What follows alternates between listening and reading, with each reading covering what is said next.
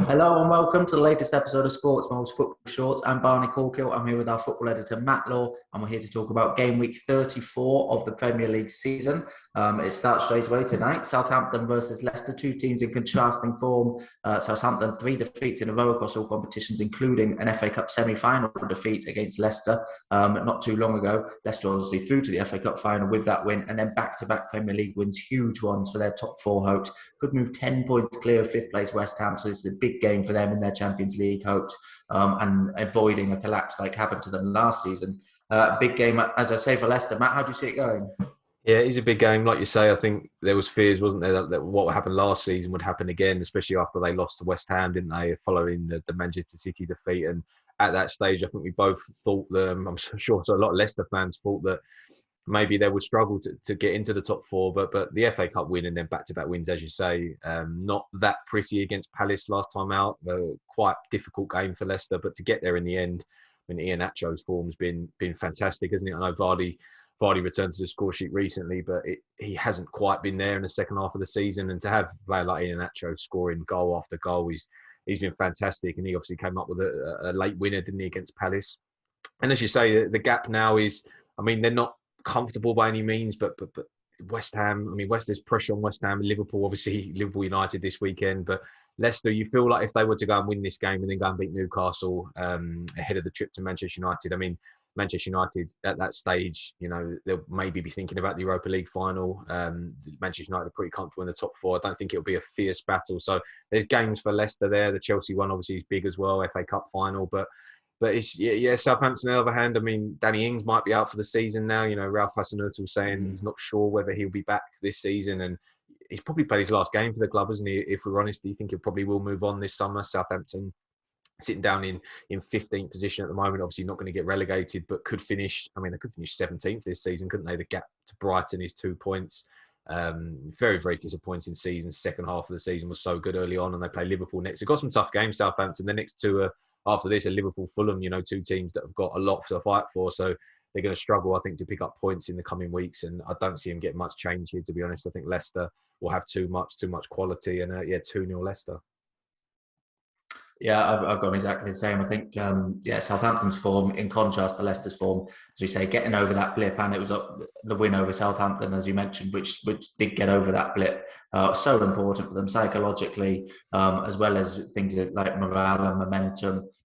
Getting that back at a crucial stage of the season, considering what happened to them last season, just shows great resolve from the team. And yeah, been really impressed by Leicester throughout the season. They deserve to finish in the top four, really. And it was only a couple of weeks ago that we were talking about two places definitely up for grabs. I think a win for Leicester more or less secures it, and particularly maybe the next two games for Leicester, which they'll consider 100% winnable, Southampton and Newcastle. 6 points from those two games would be huge, and you'd probably say would be enough to secure a top four spot, and that's crucial going into such a difficult end to the season. You know, Man United, Chelsea then in the FA Cup final, and then Tottenham on the last day of the season. Really difficult end to the season. So if they can get those wins wrapped up, those 6 points before then, it'll just be massive for them. And you know, I think that places obviously a bit more importance on getting the win in this game, which, you know, will just raise their belief and raise their determination even more so to get the win.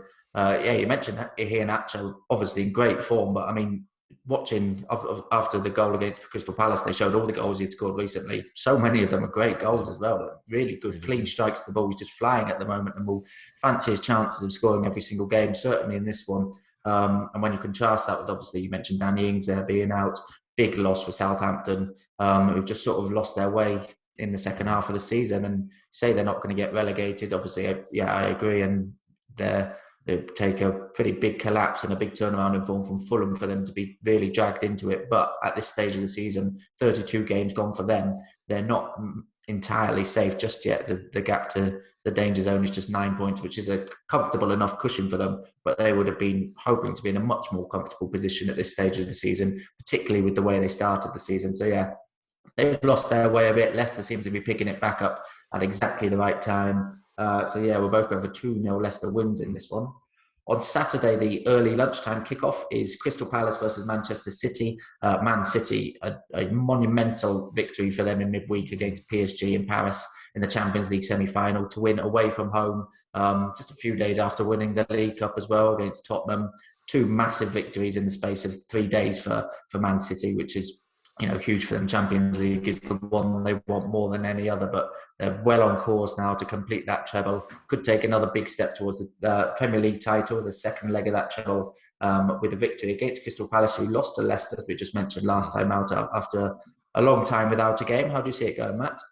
Yeah, it's obviously a tough game, isn't it, for Palace? Not a particularly big game for City in terms of what they've got, what they've had, and what they've got coming up. Obviously, you mentioned the PSG game, and as good as I thought City were in the second half, I do think that some people get a little bit carried away, saying it's the best second half performance of an English club, in Europe. I'm not too sure about that, because as good as PSG are, Champions League final 2005. I'll remind them of that one. Yeah, no, it's not. United have had a few as well, obviously down the years. I just think it was a little bit. It was really good. Don't get me wrong, it was fantastic. But PSG, I did think they put so much into the first half, didn't they? Their energy just dropped, and they just couldn't keep the ball. They couldn't get Neymar in the game, who was so good in the first half. But I just think for this game, it's obviously going to be, when you're looking at maybe 9 players rotated, it's going to be a host of changes in their head of the second leg. But, City's bench is a joke, isn't it? You look the other night, Sterling hung in the team at the minute, obviously Fernandinho, Gabriel Jesus, Laporte, arguably, one of the best centre-backs in the league, can't get in the team.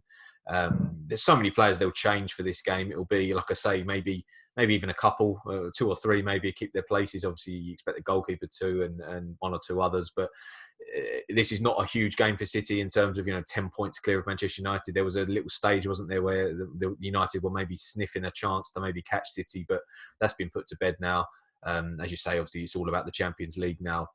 Big game. I think it's a very dangerous game against PSG. As we know, they've got incredible talent going forward, and it's still a very tough game for them in the second leg. So Palace, I mentioned Palace. I thought Palace were a lot better against Leicester than they have been recently. Obviously took the lead, didn't they, at the King Power. Zaha coming up with the goal, and they've got some players back now from injury, Palace, which is a positive. Still got a few out, a few more than anybody. As I say a lot, they always seem to have 7 or 8 players on the sidelines, long-term injuries, but players are coming back. They're obviously, as we know, they're one of the clubs not an awful lot to play for, sitting in 13th. Can they? They can't really catch Villa. They're around Wolves, maybe. Burnley might be looking at catching them. So 13th, 14th is probably where they're going to finish. And as I say, it's not. City will have obviously their eyes on the Champions League, but I still expect City's second team to have too much quality for Palace. And 2-0 away win here. Yeah, and we should also note Man City could actually win the title this weekend if they win and Man United lose against Liverpool. So it is a big game for them if they want to get that wrapped up nice and early. But as you say, in terms of the priority list, they know that Premier League title is going to come eventually if it doesn't come this weekend. So yeah, I'm expecting a host of changes. But like you said, second string Man City side is ludicrously strong as well. And the worrying thing about this Man City side is they're getting these results away against PSG without playing a recognised centre forward. Yeah. If they do go and sign Harry Kane or Erling Haaland this summer, they could be much better than they are now, which is a frightening thought for the rest of the league and the rest of Europe, really. So there's room for improvement there. But yeah, I'm expecting them to win again by a 2-goal margin. I've just gone for a 3-1 Man City win. I think they've still got goals in them when they chop and change. I think Palace might fancy the chances of scoring. They rarely draw a blank in recent weeks.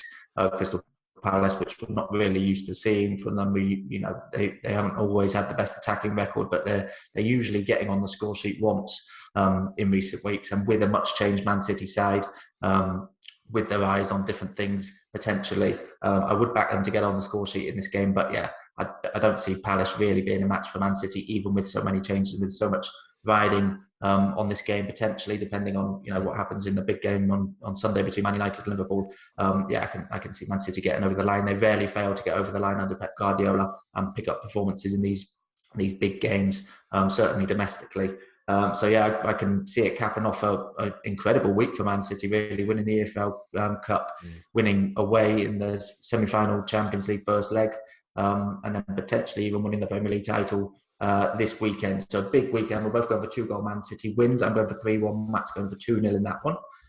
3 p.m. kickoff on Saturday is Brighton versus Leeds United. Brighton beaten by Sheffield United last time out. Really disappointing result for them. Made it 3 games without a goal for them. Still hovering in the one place just above the relegation zone, but their gap to danger is still 7 points, so still a nice little cushion for them. Leeds, really good form at the moment, especially their last, I mean, their last 2 have both been draws, but, you know, those have been against Liverpool, Manchester United. That Manchester United game was dreadful to watch as a neutral, I've got to say. The amount of unforced errors and things like that happened in that game were incredible. But obviously before those 2 draws as well, beating Manchester City. So, you know, I think I said last week or the week before, those 3 games are arguably, you know, the 3 toughest you'll come up against in the league. Maybe you could argue against Liverpool this season in the form they're in.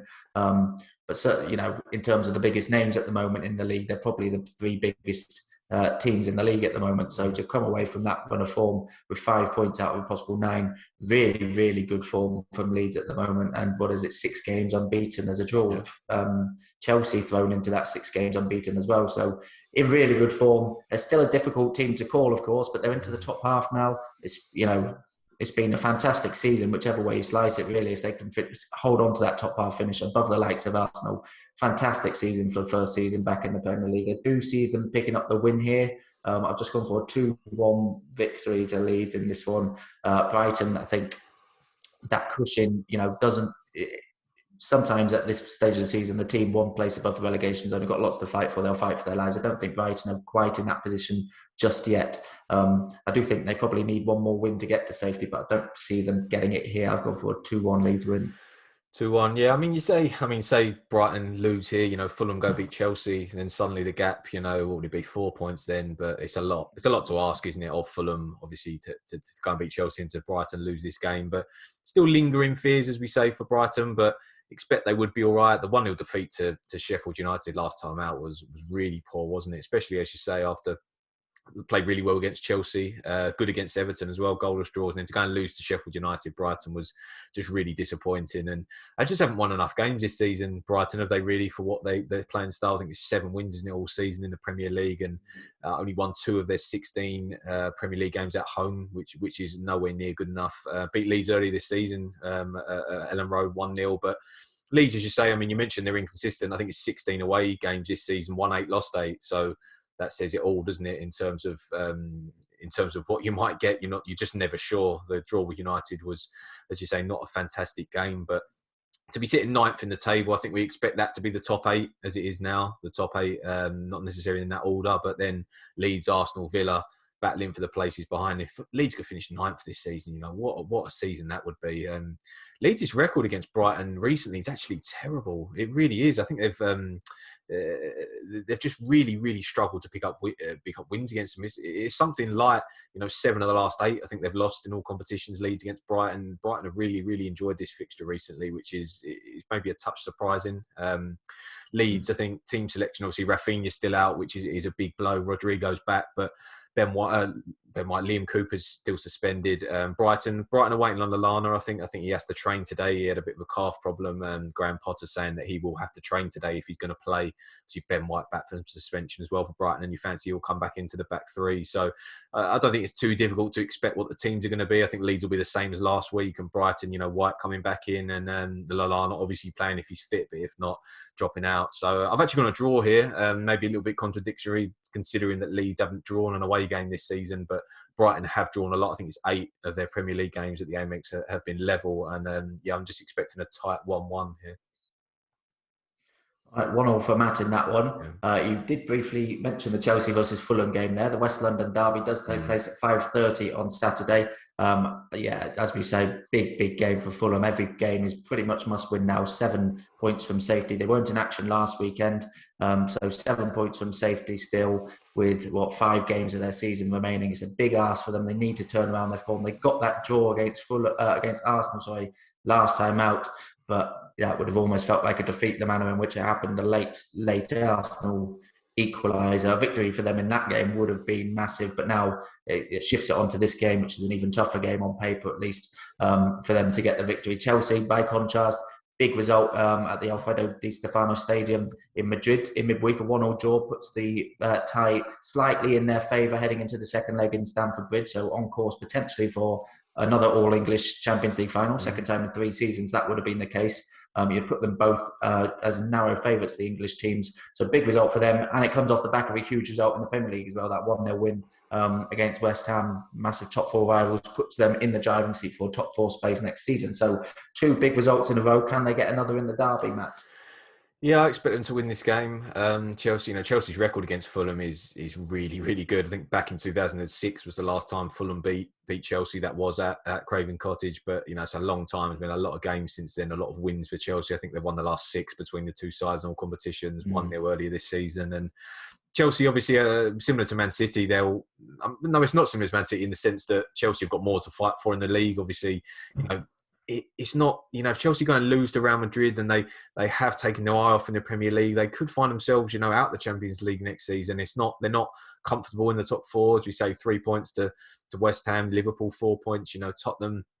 I do expect it to be, there's one space now probably with Leicester doing it. I still think Liverpool will have their eye on that 4th place, but Chelsea are looking strong, as you say, at the moment. The 1-0 win over West Ham was so important, for that, obviously after the draw of Brighton and the Real Madrid game. Yeah, I think Real Madrid will beat them at Stamford Bridge. I really do. I think it will suit them. That I don't think 1-1 as much as it does favour Chelsea slightly. I just think Real Madrid will maybe have a little bit too much, maybe a very, very close game, but in the second leg. But Chelsea can't afford to make wholesale changes here. I think Kovacic was their only injury. I think he might be okay for this one. So if he's going to be rotated in, Thomas Tuchel's got a lot of players he can put in, obviously searching for silverware this season, and what a season it could be for Chelsea, FA Cup final, Champions League, top 4. There's a lot happening. A lot of English clubs have got a lot to fight for at the moment. It's very interesting, isn't it? A lot of teams at the top of the table, but Fulham, as you say, it's been a long time, isn't it? That Arsenal game seems like ages ago. I mean, I know it was a while ago, but it seems like it was a month ago. It was, they played so well and then conceded late on was just, again, another hammer blow. Scott Parker's been saying, hasn't he, that he won't give up the fight. He's continuing to drill into his players that they can stay up, and Brighton lose, as I say, Fulham go win this game and suddenly they could claw them back in. I mean, Fulham's game's coming up. Burnley and Southampton in the next 2 could get points there. Then they go to Old Trafford, Newcastle on the last game, which Newcastle are in good form themselves, pull themselves out of trouble. So yeah, I think it'll be a tight game, to be honest. I think Chelsea will have their one eye on the Champions League, and Fulham, as we know, they can be resolute and tough to beat. So yeah, expecting a tight game, but 1-0 Chelsea. Yeah, I've gone 2-0 Chelsea. I think both, obviously, there's reasons why we're going to Chelsea clean sheet. They've been so tight at the back under Thomas Tuchel since they came in, and it's quite difficult to see Fulham being one of the few teams to breach that defence. But yes, I mean, it's a pivotal stage of the season for Chelsea, really is. As you mentioned, their season could end with FA Cup trophy, Champions League trophy, and top 4 football, which is, an incredible season. It would go down as one of their best seasons in history, although, they've won the Premier League title. They've had much better Premier League seasons. A Champions League, winning the Champions League is something that automatically puts that season down in history, and Chelsea obviously have only ever done that once before in 2012, so it would be a monumental achievement if they can do that, if they can couple that with the FA Cup as well and finishing in the top 4. Huge. But then the flip side is they're only 3 or 4 bad results away from ending the season trophyless and outside the top 4, and then you'd have to regard that as a disappointing season, really. So those are the fine margins they've got. As you say, big game against Real Madrid. You're back in Real Madrid. They're absolutely still very much in that. Leicester in the FA Cup final, and their Premier League run is so difficult as well. I mean, you mentioned they've got a great record in this derby, but these are still derby matches. They are still difficult and pretty highly charged affairs. Then obviously Real Madrid, and then Man City away, then Arsenal and Leicester at home, then Leicester in the FA Cup final, and finish the season away to Aston Villa. So such a difficult end to the season. By no means is their top 4 spot secured yet. When you look at those games on paper, this is the easiest one to come. So the easiest one they've got left this season. So they need a victory here, really. And as you say, they can't afford really to have one on the Real Madrid game, but I think it's only natural to it. I don't think many Chelsea fans would have been expecting them to get to the Champions League final this season or the Champions League semi-final. So even the players wouldn't really been expecting that. So they'll have one eye on that. They'll know it's a big game. It could be, up there with a career-defining game for a lot of them, because you don't get those opportunities very often. So it'll be hard for them to keep their full focus on this Fulham game, but it's vital that they do. And yeah, I expect them to do it. I expect them to get the job done. what they seem to be doing under Thomas Tuchel. They're getting the job done. Still haven't quite clicked in attack. I mean, you look at that Timo Werner chance he missed early on against Real Madrid. It's got to be scoring them. You've got to think for Leipzig last season, he would have buried that with his eyes closed. But we've been saying it all season. But if they can get firing, then it's a different story. Keeping those clean sheets at the other end and then scoring more at that end to become an even bigger threat, an even better team.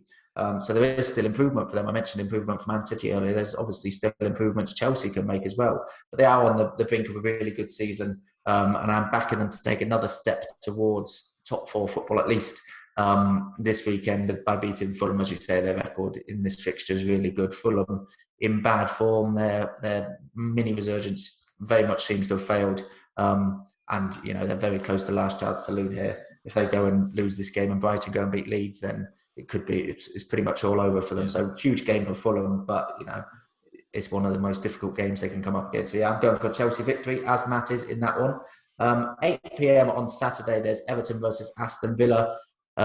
This was a very difficult one to call for me. It's hard to know what to expect from either team at the moment, really. Everton obviously beat Arsenal last time out away from home. Really good result, ending their Emirates Stadium hoodoo they've had. Aston Villa a 2-2 draw with West Brom last time out. That late goal to nick an equaliser. Big goal for them in terms of denting their rivals' chances of survival. So that would have been keenly celebrated, but still before the match they would have regarded a home draw with West Brom as perhaps slightly disappointing. How do you see this one going, Matt? Yeah, similar to you, it was a tough one to call. I did the preview for this one, so it was.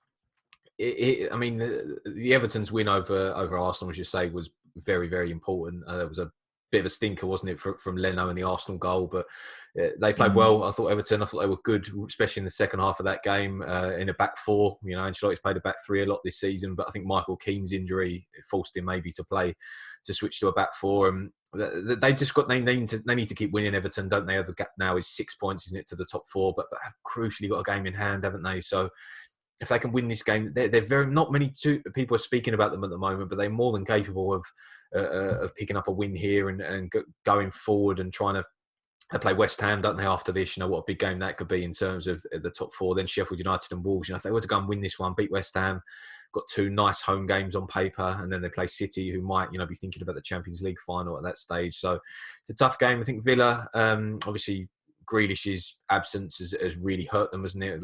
Fortunate against West Brom, I thought last time out. Obviously, Keane Davies coming up with, as you say, an equaliser. But Villa's form, I mean, they're not going to finish. They were pushing, weren't they, for top 7 spot? They're going to finish, I think, in around where they are, 11th, which is still a good season, taking everything in consideration. But Everton have got, other ambitions, no doubt about that. 5 matches without a win, wasn't it, before the Arsenal game?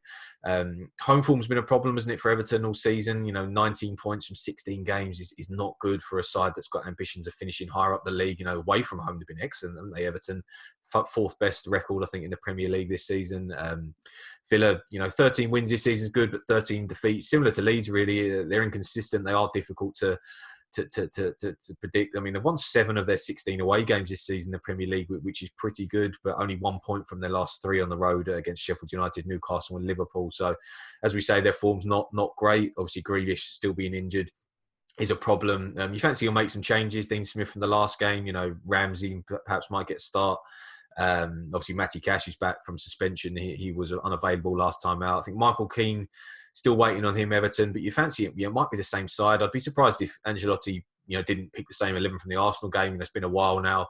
Gomez was good in midfield, wasn't he, alongside Allen, and the front 4, if you like, with Sigurdsson were a real threat. So I expect that to be the case. And I think Everton will just get there here. I think it'll be a really tight game.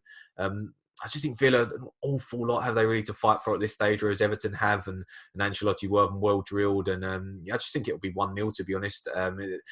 We can just see how difficult these sides are to pull apart. I think the last 5, 2 wins for Everton, 2 wins for Villa, and 1 draw in their last 5 head-to-head games. So difficult to predict, but I think Everton will just get there 1-0. Yeah, I can see why you've picked that. I went back and forth on this one. I've settled on a 1-1 draw in the end. I couldn't really, I just can't really trust Everton to get the job done. I mean, as you say, they're still very much in that top 4 race. A victory here takes them up to 5th. It might only be temporarily. So level on points with fifth takes them above Liverpool, takes them above Tottenham, level on points with fifth, having played the same amount of games as everyone else before they play later in the weekend. So, they are absolutely very much still in that. And then if they can go and get a win over West Ham next weekend, then, very much in the top four race and, one of the favourites if they go and pick up back-to-back wins. And then they've got Sheffield United at home, then they've got Wolves at home. Both games, they'll fancy their chance of winning the form those two teams have been in this season. So very much the prize is still there for Everton, but it's so difficult to trust them because they have been in there or thereabouts. And they could easily be in the top four themselves at the moment, but they keep slipping up. You look at their recent Premier League results: home defeat to Burnley, home draw with Crystal Palace, away draw with Brighton. The more recent two, the draw with Tottenham, decent result, win against Arsenal, a good result, but they've got those sorts of home defeats to Burnley and home draws with Crystal Palace in them. When if you're going to be a top four team, you've got to win more than them. You mentioned that home form; it really is dreadful. 1 win in 9 home games in the Premier League so far this calendar year, and that was a 1-0 win against Southampton. So that really has let them down in terms of their top four challenge. If they had improved at home, obviously you could say this, ifs and buts for every team involved in this top four race, but Everton could easily be in the driving seat for that top four spot if they're being a bit more reliable at home and won the games they would have expected to win more often. I think this probably falls into that category just about with the form Aston Villa are in at the moment. They've tailed off, obviously, a little bit. Really good start to the season, but 1 win in 8 games for them in the Premier League now. And that's the headline figure, but within that, there's only a narrow defeat to Liverpool and narrow defeat to Man City. So decent performances, if not good results. But yeah, as you say, they haven't got too much to fight for in the closing stage of the season. Whatever happens from here on in, they're not going to really probably drop below 12. So whatever happens, it's been a good season for them. The challenge, obviously, is to keep motivated and make it as good a season as possible for them. But yeah, I just couldn't separate these two teams. I think Everton will be favourites for most people, and I understand that because obviously they do have much more to fight for. But just looking at their home form and their track record, really, of dropping points when a victory could put them in the driving seat or lift them certainly into a much better position for the top four, as this one could. I think their track record of that is pretty poor. So I'm just going for a 1-1 draw in this one. On Sunday at 2 p.m, there's Newcastle versus Arsenal. Arsenal beaten in midweek in the Europa League semi-final, 2-1 against Villarreal. Could have been worse for them, but Pepe's penalty keeps them in the tie with that away goal. Still very much in it, heading back to the Emirates Stadium. But it is back-to-back defeats for them. Obviously, we just mentioned that Everton won in their last league game. Before that, they needed a late goal to draw with Fulham, so still not in good form at all. 10th place, still could easily finish in the bottom half of the table, which would be a dreadful season for Arsenal, especially if they get knocked out to the Europa League, trophyless and in the bottom half of the table. No one really would have expected or predicted that at the start of the season. So that would really be a horrendous season for Arsenal.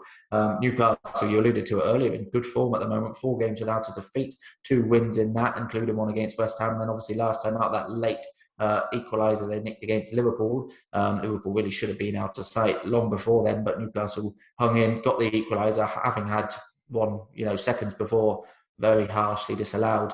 But I think Newcastle sort of fancy their chances a bit of getting something more out of this game. What do you think, Matt? Yeah, I'm expecting a tight game. I think Arsenal, the defeat to Villarreal, I mean, as good as Villarreal, they're a very talented side. They're not a leading European side. They'd lost to Alaves at the weekend, a struggling side in the Liga and down in 7th in their domestic table. And Arsenal are still right in that tie. There's no doubt about that. The away goal was left them in a good position. But, Aubameyang was on the bench, wasn't he? Lacazette and Tierney just missed out. I think David Luiz was back on the bench, wasn't he? And it was just a poor performance from Arsenal. I've criticised them a lot this season, and I think it's justified. They got a lot of criticism last season. I think they lost 10 league games last season. They've already lost 13 this season, sitting down in 10th and on course for their lowest finish in the Premier League, since the 94-95 season, which is just incredible, really, when you think about. I think it was 96-97 they finished 3rd, and then they won the league 3 times and were 2nd over the next few years. And Wenger got so much criticism, didn't he, for being a top 4 team when they were finishing 4th, 3rd. I think there was a 2nd in there, but last 4 seasons, 5th, 6th, 5th and 8th, and 8th last season was bad enough, but they could finish. Of course they could still finish 9th. They could. I don't think they can catch Everton in 8th, so maybe they're looking at 9th or 10th. just not good enough. Obviously, it all depends on the Europa League, and it's a similar story, isn't it? You expect there'll be a lot of changes. There's no point in risking I say better players. I'm not too sure who Arsenal's better players are. I think their best few are obviously Tierney's one of them, Saka's one of them, but Lacazette, will he be? He's obviously had an injury problem. I think he was close to playing against Villarreal, but he might miss out again here in terms of just being safe for the second leg. It is all about that second leg for Arsenal. They're coming against a Newcastle side now who, as you say, drew with Liverpool last time out and really good form, have pulled themselves out of danger in 16th now and don't expect them to be 9 points above the bottom three now. And you just look at, I think, Newcastle's return of St. Maximum and Wilson. I know Wilson's been on the bench recently, but I think it just lifts the players, doesn't it? Suddenly Newcastle players look around and think, we've got two really good players here. You can tell as soon as they get the ball, a lot of them, they're looking for St. Maximum because they know that he can, even carrying the ball up the field, 20, 30 yards and winning free kicks or moving the team forward. It just brings so much to the team, and they're just such a better team with him and Wilson in it. Could Wilson start this game potentially? Might be ready. So, yeah, I think it'll be an open game, to be honest. I think it'll be entertaining. Arsenal still are talented, still capable of scoring goals. And, I've gone a bit out there. I've gone a 2-2 draw here. So I've also gone for a draw on this one. I've gone 1-1. I think Newcastle are in good form. Arsenal just in not good form, and I'm sort of fancy their chances of getting at least a point from this one, really. I think Arsenal, as you say, Premier League is pretty unimportant to them in terms of their ambitions. They're probably finishing between 9th and 11th. I think there is psychologically quite a big difference between finishing in the top half for a team like that and finishing in the bottom half. Bottom half finish is something that can be quite easy levied at you as a pretty damning criticism, whereas top half, sounds a lot better at least. Their season is all about the Europa League. If they get knocked out of that, it's a dreadful season. If they win it, they salvage their season to some extent. Newcastle, I think they would have gone into this run of fixtures a few weeks ago. They would have been looking at a run of fixtures against West Ham, Liverpool, Arsenal, Leicester, Man City, and really dreading it and starting to think, right, we're going to be right in trouble going into the final 2 games of the season. But, this recent run of form, 8 points from their last 4 games, absolutely huge. And as you say, 9 points from safety, not entirely safe yet, but probably 1 win away from it. To think they've still got home tie against Sheff Utd and away game against Fulham on the last game of the season. That game against Fulham was, shaping up to be an absolute huge 6 points, a winner takes all encounter. But right now it doesn't look like it. Steve Bruce does deserve credit for that. He's taken a lot of stick. He deserves credit for dragging them out of the mire. This, as I say, this recent run of form going into this difficult run of games will be huge. And I am backing them to get at least a point there. I wouldn't be too surprised to go and see them win this game. Arsenal, as you say, just they lose a lot of games. 13 games a season is incredible. Lost as many as they've won. And I mentioned you couldn't really trust Everton to pick up results. Arsenal even less trustworthy. And historically, you'd look at this fixture and think Arsenal usually do perform against teams in Newcastle sort of position, but in this situation they're both in at the moment in the season, I'm backing Newcastle to get something out of this game 1-1. So both going for draws in that one. Sunday 4:30 p.m. is the big one, the Sports Mall Football Shorts derby again, Manchester United versus Liverpool. I'm going to go out there and say Matt is feeling a lot more confident than I am probably in this one. Full credit to Manchester United for their performance in midweek. That second half against Roma, 6-2, was, I think, the first team to score 6 goals in a European semi-final since 1964 or something like that, whereas Liverpool, back-to-back really frustrating draws against Leeds and Newcastle. The Newcastle game, I feel like I've watched that game thousands of times this season already. Liverpool dominating possession, creating chance after chance, and just not finishing and being punished for it. And, it was a hammer blow, obviously, to concede in injury time, then to get the reprieve of VAR, and then to concede again. It was just, a hard one to take for Liverpool, the players and the fans. But it didn't come as a surprise. You know the narrative of the game. It's Liverpool mischance after mischance, and then they get, punished for it, either in the latter stages or eventually. That was the first time we've actually managed to score the first goal at home in a long time. So that's been frustrating for them as well. But as you mentioned earlier, they're still very much in that top 4 race, 4 points away from 4th place Chelsea. The problem is they need to cut out these sorts of slip-ups, and that's obviously a lot easier said than done. But time is running out now. You can't afford many more. Liverpool have got a pretty kind end to the season. This game is obviously a very difficult one, but after this, it's a pretty kind end to the season. If they can string together of 4 wins in those last 4 games of the season, they'll be right in and amongst them. But, those are the sorts of games that you'd expect them to win, but those are the sorts of games which they've been dropping points in a lot this season.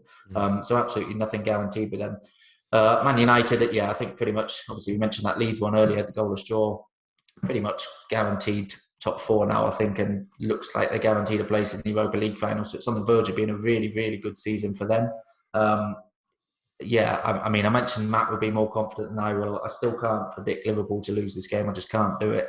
I've gone for a 1-1 draw. Not, as I say, not entirely confident, but, I'll let you talk about the 6-2 Roma result, because that was a big result. But yeah, I've just gone for a 1-1 draw in this one.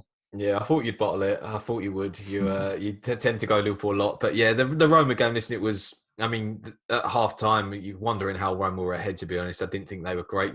You saw the pass statistics, the amount of passes they strung together in the first 20 minutes. They just couldn't keep the ball, Roma, but somehow found themselves 2-1 ahead. But second half, Cavani was obviously excellent. Fernandes was really good as well, and it was listen. I don't think Roma are.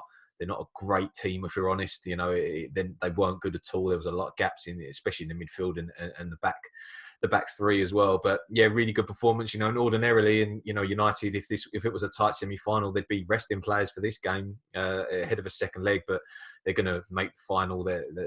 He doesn't need to pull out his best players for this game. And Ole Gunnar Solskjaer's not going to hand anything to Liverpool. There's no doubt about that. If it was any other game, maybe he'd consider making some changes. I still think there will be changes. You expect maybe Mason Greenwood might come back in. Maybe there might be a change in midfield. One of the two holding midfield players. Matic might come in for a start, or he might move Pogba back. It all depends. But injury situation for United is good. Only Martial.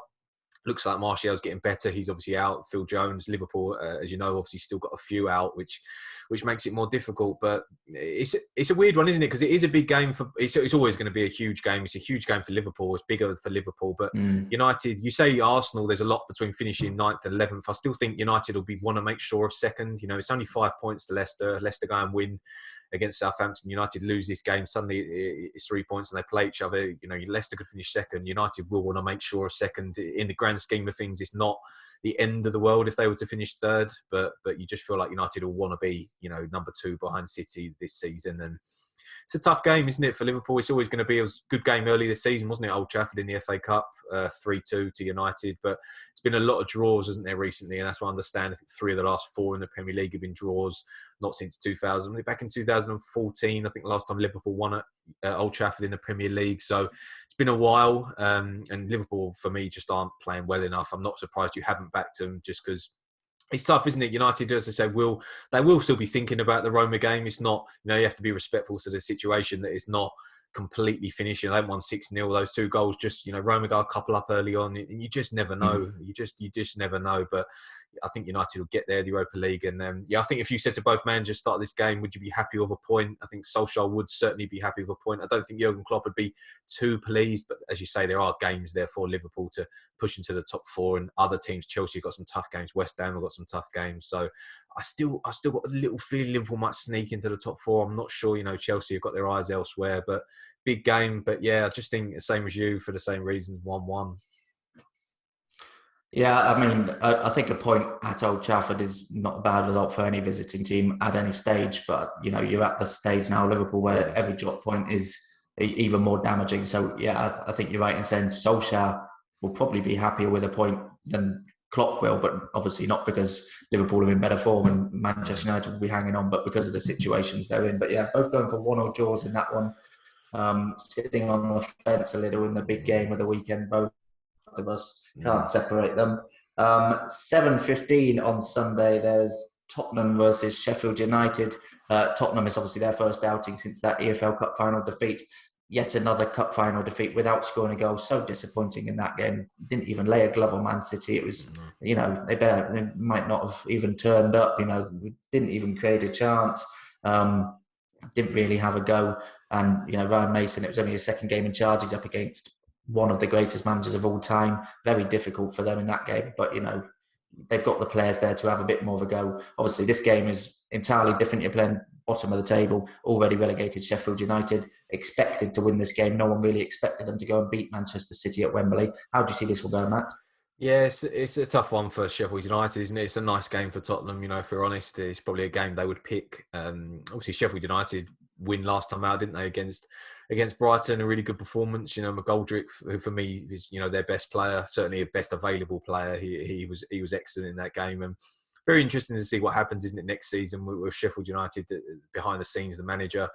How many of those players can they keep together? Because you do feel like it's a strong. You look at that 1 to 11, it'll be a strong side in the Championship next season. Can they keep hold of? I think they've got a few players out of contract, but ones that they will keep. And so similar to Norwich, have a good go at coming straight back up and then trying to consolidate again. They've showed they can compete at this level, but it's a tough ask to go to Tottenham. Tottenham, as you say, will be fired up. The performance in the cup final, wasn't good at all. It was a 1-0, classic 1-0 hammering, wasn't it? One of those that just absolutely, battered for long spells, and only 1-0, but which doesn't look, too one-sided. But the statistics were heavily in Manchester City's favour. And it's another one, wasn't it? I think Kane had some comments, didn't he, after winning the award at the London Football Awards, saying he might, he wants to win the biggest trophies. Not necessarily saying that he wants to leave, but Tottenham aren't going to win the biggest trophies, are they? Let's be honest, they're not going to be. Next season, Liverpool will be better. United will sign players. Chelsea, Chelsea, United, Liverpool, City, all battling for the top 4 next season. They get nowhere near Tottenham for me, and Kane will have to leave if he wants to win the big trophies. So yeah, it'd be interesting. Ryan Mason, you just feel like I want him to do well. Everything he's been through. I think we read some in-depth things about what he actually went through after the injury and things like that. And it was obviously a lot to come back from. And the fact he's in this position, it's a fantastic opportunity for him to just show his coaching credentials. Obviously next season there'll be a change of manager, and Tottenham will have to bring someone in that's capable of just bringing the club back to where they need to be, possibly without their best player. Son's form's gone a little bit off, hasn't it, if we're honest? Such a good player, but he just dropped off a touch in terms of how good he's been, mainly since going to the club. So yeah, I think it's a nice game for Tottenham, and I expect this to be an open one as well, to be honest. I think it'll be 3-1 Tottenham.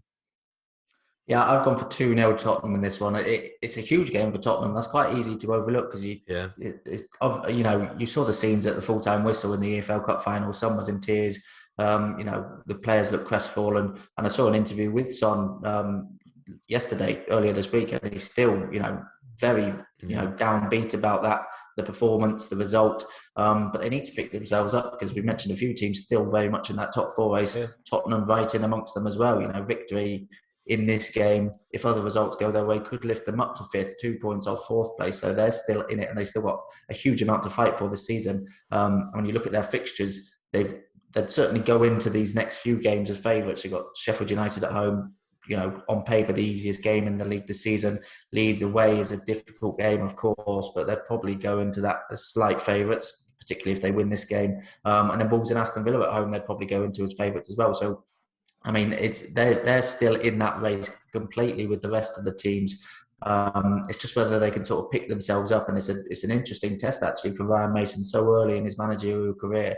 Not many people would have been in that position to need to, he's 29 years old, he's got to pick up players, some players even older than him, pick them up after losing a cup final, especially, with the history Tottenham have had recently in cup finals, the drought they've got, the amount they were looking forward to that, the flags going on sale on their website, boasting that they're EFL Cup finalists. It was a big deal just to reach the final for Tottenham. So to go and lose that, it will be devastating for them. It's an interesting test for him to pick his players up for what is another huge Premier League game, because their season now pretty much hinges on can they finish in the top 4. If they do, they'll consider it an okay season. If they don't, particularly if they finish outside the top 6, they'll consider it a really poor season. So again, a lot to fight for the closing stage of the season. As you say, it doesn't get much kinder in terms of fixtures in the Premier League this season than this one. So I am backing them to win. I've gone for 2-0 Tottenham win. But the big question mark over that for me is how they can bounce back from that Man City defeat and the manner in which it happened, because it was so disappointing. But yeah, both going for 2-goal Tottenham wins in that one. On Monday at 6 p.m, there is the Black Country Derby between West Brom and Wolves, one of a few derbies this weekend. I mean, what to expect from this game? Who knows? I mean, West Brom's last 4 fixtures: 5-2 away win against Chelsea, 3-0 win at home to Southampton, 3-0 defeat away to Leicester, and then a 2-2 draw with Aston Villa. They're providing goals, they're providing entertainment at the moment, and they're providing a little bit of a fight in terms of the relegation battle. It would have been looked much better for them had they held out against Aston Villa, but that late Aston Villa equaliser, a defensive error leading to that as well. Devastating blow for them. And yeah, I mean, it is very, very hard to see them escaping danger now. But at least they're putting up a little bit of a fight with these performances towards the end of the season. They obviously beat Wolves in the reverse fixture 3-2, really entertaining game that one was. And they're coming up against a Wolves side who were just dreadful against Burnley. A 4-0 home defeat to Burnley last time out, 3-0 at half time. Just, not going down as one of their worst ever Premier League performances, I have no doubt about it. And that can go one of two ways for West Brom. I think, you're either expecting a big bounce back from Wolves, or, you're facing a team who know they're not going to get relegated, know they can't really push for too much more towards the closing stage of the season, and might have one eye on the end of the season already. The Burnley game suggested that they might, but you'd expect Nuno to demand a response from his players. So very interesting game, this one. It was probably the most difficult one to call for me this weekend, just because, what do you expect from West Brom? In the end, I have actually gone for West Brom victory in this one. I've gone for 2-1, but I'm not confident about that whatsoever. I think this is a game which could be anything, and I do half expect Wolves to bounce back. But then you look, how much can they bounce back, really? The players they've got available to them at the moment, you don't see them going and hitting West Brom for 3 or 4 and winning by a big scoreline. West Brom have got goals in their team at the moment, so yeah, I've just gone for 2-1 West Brom in this one. Yeah, I can see where you're coming from with that. West Brom's recent form, you mentioned they won 3-2. Their recent form against Wolves is excellent. There was a 5-1 away win in there. They won 2-0 the last time they met at the Hawthorns in the Premier League. That was 10 years ago now, which, incredible to think it's been that long. Not a lot of Premier League meetings, just a 5 between these two sides. And Wolves have only won 1, so it's not a fixture they're particularly enjoyed, even back in the Championship. Found it difficult against West Brom, and last time out, so close, weren't they, West Brom, to coming up with a really big win. And I think Sam Allardyce's comments that there's been opportunities, I think, for them in terms of not particularly game to game, but there's periods, that when they go beat Chelsea 5-2, Southampton, they went and won. And think about before that, Allardyce found it difficult, didn't he, early on when he went to the club. And you just feel like if they'd have got a few more wins, a couple more wins early on to put himself in a position where they could potentially stay up, because there's definitely been positives, but the gap is 9 points. They're going to go down, aren't they, next season? And similar to Sheffield United, you expect they will be a very, very strong Championship club. I think they'll lose a few. I'd be, astounded if they kept hold of Pereira. I think he's been really good, especially recently, and one or two others that will feel, Conor Gallagher obviously is on loan, and Maitland-Niles as well. They've got a few players that, you fancy will go back to their parent clubs or go back to parent clubs and move elsewhere in the Premier League. But I think they'll have a good season next season. Wolves, just a very odd side. It's essentially the same group, isn't it, that finished, 7th and 7th back-to-back seasons. And it just shows, similar to Sheffield United, when they did so well, it's probably the same group of players. It just shows you the confidence, when you get in a rut and you just keep losing, it's very, very difficult to then pick yourselves up. And they've just struggled. Wolves, I think they were really poor against Burnley, as good as, Chris Wood had a real star game in that game, but soft centre, back three wasn't good. He got pulled over the place. Nothing from the front three, if we're honest. Willian Jose, I think he struggled since going there on loan. He's a good player, but it's always going to be difficult to go into the Premier League. Adama Traore is just not. It's just end product's been poor, isn't it? At the season when me and you were talking, they were talking about 80 million for him last summer. I'm going to get 80 million from this summer if they want to move him on. But yeah, it's just a tough season. Interesting game, as you say. It's still a game that both sides will be keen to win. Wolves obviously sitting 12th at the moment. They could, they're 4 points off Villa in 11th and 3 points above Palace in 13th. So in and around 12th, 13th for Wolves this season, I expect them to be. But yeah, sat on the fence a touch here, to be honest. I haven't got many draws this week. I just think it'll be a tight 1-1 here. Yeah, one more, and I can see why you went for that. I went back and forth on that one. All right, rounding off the game week is Burnley versus West Ham. West Ham, back-to-back defeats have come at a really poor time for them. The one at home to Chelsea, really damaging it coming, against a team they were level on points with, and only separated by that Champions League dotted line. The one before that away to Newcastle was a game they would have expected to win the form. They were in the form Newcastle were in as well. So two pretty damaging defeats, and they could start this game as low as 7th in the table if other teams win before them this weekend. So the pressure is starting to go. The Champions League dream is beginning to slip away. They're still, in there and very much, one of the favourites to go and get that top 4 spot still. but they need to be bouncing back in games like this and winning games like this. They can't afford this dip to go on any longer, really. They lose a third game in a row here. If Liverpool beat Manchester United, if Tottenham win their game, and if Everton win their game, then suddenly it's so hard for West Ham to claw that back. And they're still obviously in there, but you'd think the momentum that they'd gained from those recent victories, and to be fair, for a whole season of overperforming or over exceeding expectations, the momentum they would have gained from that would start to be lost at the worst possible time of the season. I mean, their end to the season could be a lot tougher. They've got a pretty kind end to the season, so that will give them some hope, but they do need to start picking up those wins, starting with this one. And obviously, we mentioned it there, Burnley's win against Wolves last time out, big victory. It came out of the blue. You don't expect Burnley to go and win a Premier League game 4-0, particularly away from home, and particularly against a team like Wolves, who either way don't see too many games decided by big goal margins. So for Burnley to go and do that was out of the blue, and you wouldn't expect something similar here, but they'll have huge confidence. You mentioned Chris Wood there, 3 goals and assists. He'll be flying heading into this game. The fanciest chance of getting another goal against a West Ham team, which have conceded quite a few recently. So it's a really intriguing game, and I think it's bordering on, I don't want to say must win for West Ham, because obviously even if they lose, even if the other teams win, they're still very much in there in the fight. But I think in terms of momentum, in terms of the mental aspect of it, and the belief that they can get the Champions League, if they were to fall to another defeat here, I think it'd be really damaging for them. That said, I am backing them to pick up the win. I think they've got enough about them to shake off those back-to-back defeats. You know, losing at home to Chelsea is not a bad result in isolation, but it's a particularly bad result when it comes after the defeat to Newcastle. So they'll be trying to view that narrow defeat at home to Chelsea sort of in isolation, rather than we're coming into this off the back of back-to-back defeats, and look to regain that momentum. And I expect them to do it. It's going to be a tough game for them. As I say, Burnley should have lots of confidence, but I've just gone West Ham to win this one 2-1. 2-1, yeah, I've gone the same. I'm surprised you've gone as well. I thought you might go draw there, but yeah, it's funny, isn't it? Because you usually associate Burnley with being, you think of Burnley good at home. The home form this season has not been good at all.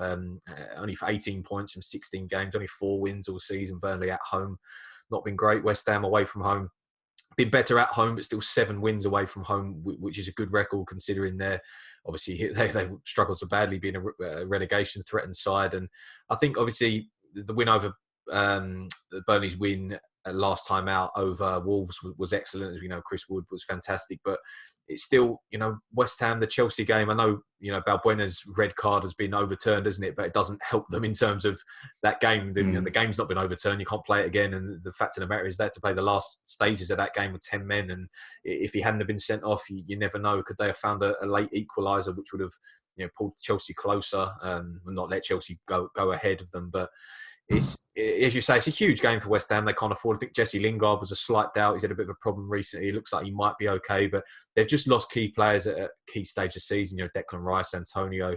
You can maybe afford to lose one of those, but not both at the same time. Obviously, Craig Dawson back from suspension here. Cresswell's had an injury recently. Masuaku was back and then got injured. Didn't play against Chelsea. So they've just been really hit in key areas. It's not a big squad, is it? You look at West Ham's squad, it's actually a really small squad for one that's going for a top 4 place. Can they just, if they finished 8th this season, it'd be awful for West Ham. They just need to claim Europe, maybe forget about the Champions League and just make sure you stay in those Europa League positions and bring, European football to the London Stadium with fans next season, because we know what occasion that would be, especially night games there. It would be fantastic at West Ham. But yes, it's a tough one, but I think, as you say, Burnley, 14th in the table, fit comfortable in terms of, relegation. West Ham have got a lot to fight for, and I think they will be fired up. David Moyes will have them really fired up from 2 back-to-back defeats, which, as you say, were very damaging. So, yeah, really, really tight one. But West Ham have previous of picking up good away wins this season, haven't they? So, I think the same as you, 2-1 West Ham. All right, both going for 2-1 West Ham wins in that one. Thank you as ever, Matt. You can find previews for all of those games over on sportsmore.co.uk, as well as previews for games around Europe and in the Championship coming towards the closing stage of the season around Europe. And there's plenty to be decided across Europe. La Liga's title race is fascinating. Ligue 1 is very good as well. Even the Bundesliga one isn't wrapped up just yet.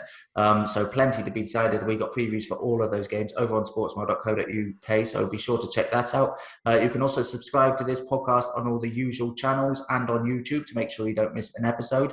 As I say, we'll be back next week for our next round of predictions, so we look forward to seeing you again then.